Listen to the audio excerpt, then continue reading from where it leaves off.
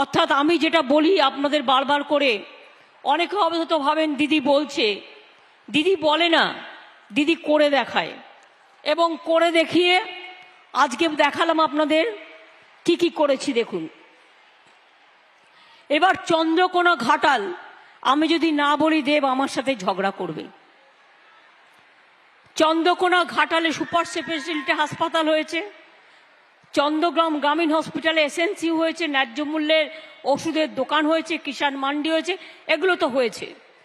Ghatal master প্ল্যানের কথা দেব আমাকে বলেছে, আমি ইতিমধ্যেই আলোচনা করে নিয়েছি আমার চিফ সেক্রেটারি এবং প্রভাত মিশ্র আমাদের ইরিগেশন সেক্রেটারির সাথে।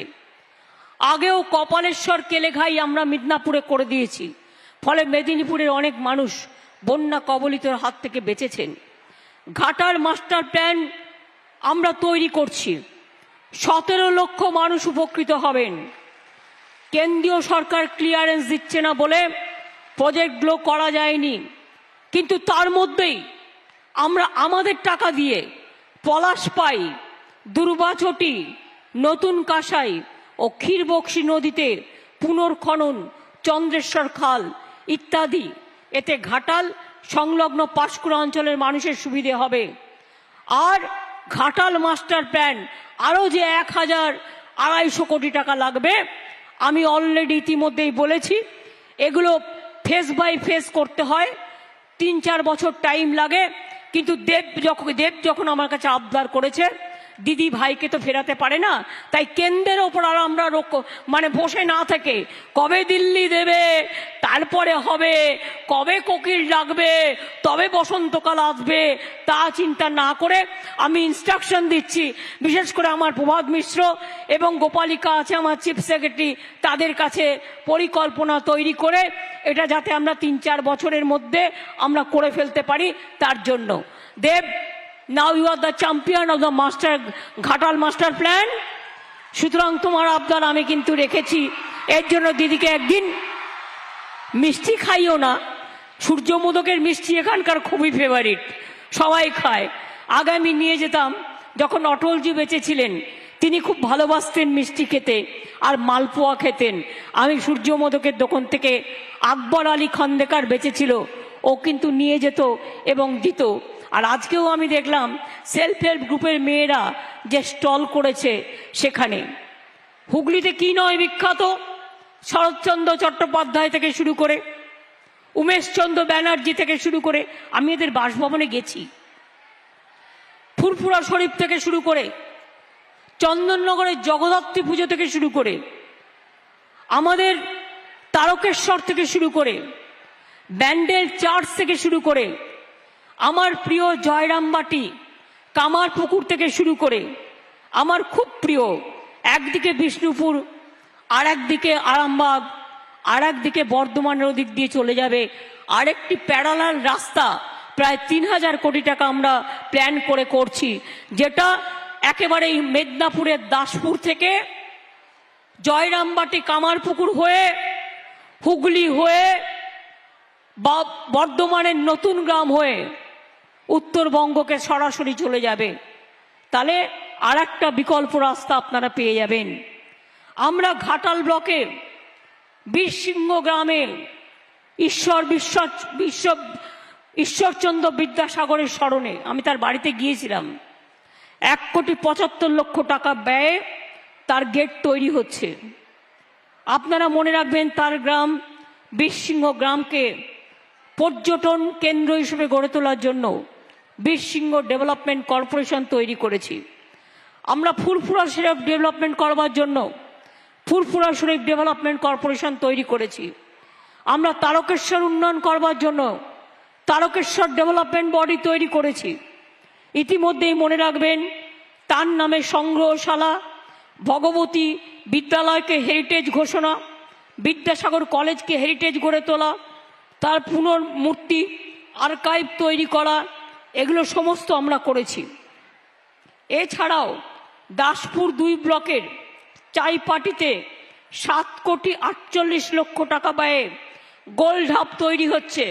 দেব, এটাও তোমার কনস্টিটুয়েন্সির মধ্যে পড়ে, এখানে প্রায় 8 কোটি টাকা ব্যয়ে গোল্ড হাব তৈরি হচ্ছে। মেদিনীপুরের লোকেরা সোনার কাজ খুব ভালো করে, যেমন এখানকার তাঁত বিখ্যাত। আমায় যদি জিজ্ঞেস করেন দিদি আপনার শাড়িগুলো কে তৈরি করে, আমি বলি হয় নদিয়া নয় ধনেখালি। আমি তৈরি করে দিই, আমি ডিজাইন তৈরি করে দিই, কিন্তু আমার শাড়িটা তৈরি করে দেয় নয় আমার নদিয়ার তাঁতি, নয় আমার ধনেখালির তাঁতি।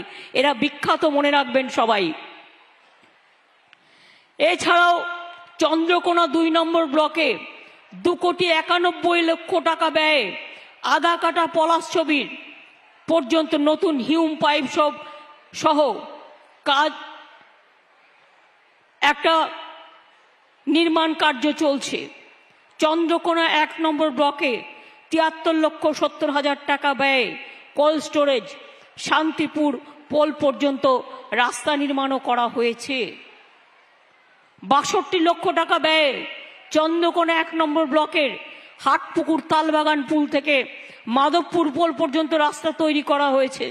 এছাড়াও 57 লক্ষ টাকা ব্যয়ে চন্দ্রকোনা 1 নম্বর ব্লকের হীরাধরপুর তেমাথানি থেকে কামারগেরিয়া পিচ রাস্তা পর্যন্ত রাস্তা নির্মাণ করা হয়েছে।